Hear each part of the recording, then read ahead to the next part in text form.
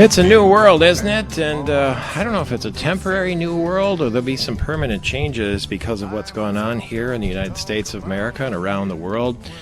And in education, for sure. Lana Theis, state senator, Republican from Brighton, is chair of the Senate Education and Career Readiness Committee, and nice enough to still be on our AT&T line this morning. Sorry for the delay, but with a doctor on the line, I thought maybe, it would be interesting to get his opinion before we talk. Thank you for waiting. Oh, happy to. Good morning. President calling for the safe reopening of schools. Here's what President Trump says.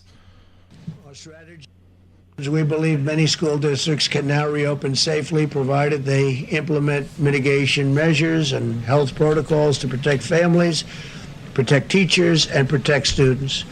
At the same time, Senator, I'm reading this morning that the state superintendent of schools, Dr. Michael Rice, is calling on lawmakers, that's you, to make changes to state laws regarding the requirements for school days and hours and attendance. And he says that they want to see the waiver of the minimum annual requirement, 1,098 hours in class, and because of the remote situation, that 75% daily attendance law. Any immediate reaction to that?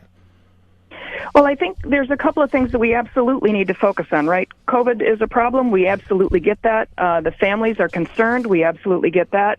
What we need to know, though, is the point of public education is to educate children. So that needs to be our first focus. So how do we make sure that we can do that we can educate the children, keeping the children and the teachers safe in their own environment?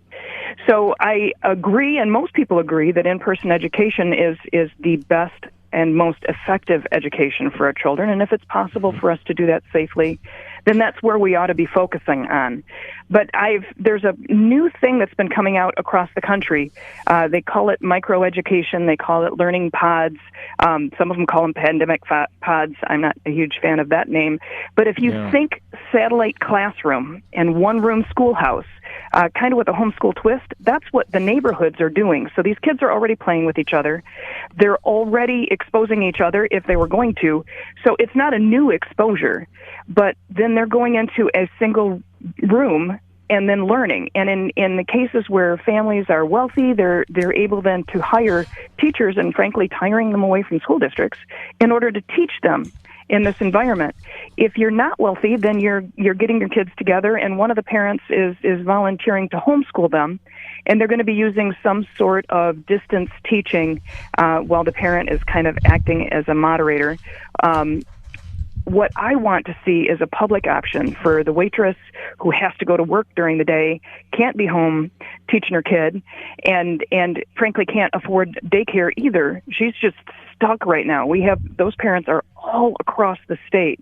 And so I've come up with a concept that I call learning pads. It's a safe place for students to land, where I want to have this one-room schoolhouse in the neighborhood and have it be a public school teacher that's there, have the public school curriculum taught through their technology, so it's distance teaching, with the teacher being kind of the coach, the mentor.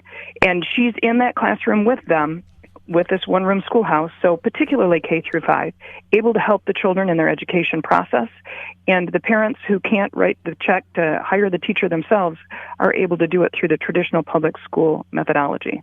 It also allows a huge continuity in learning, so they'll be able to pick up from what they missed last year, continue on this year with the same curriculum that they would have had in the public school at large, and then be able to continue on for next year.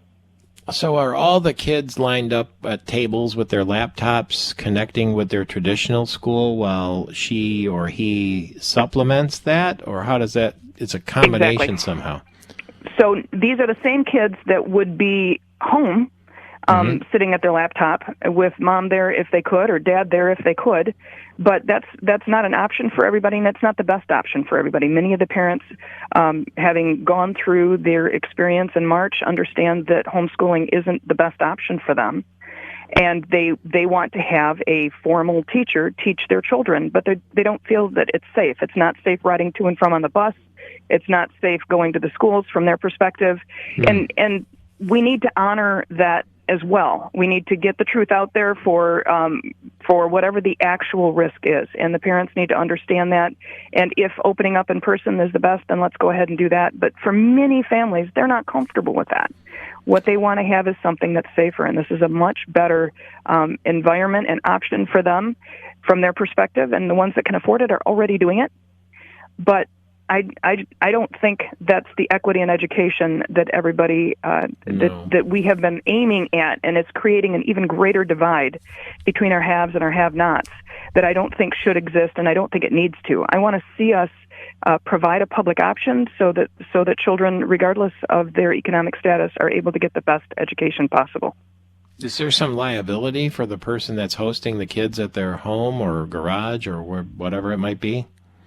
There are going to be a lot of details that need to work out. What I see this as a public area, so it could be the local library, for example, or a local community center.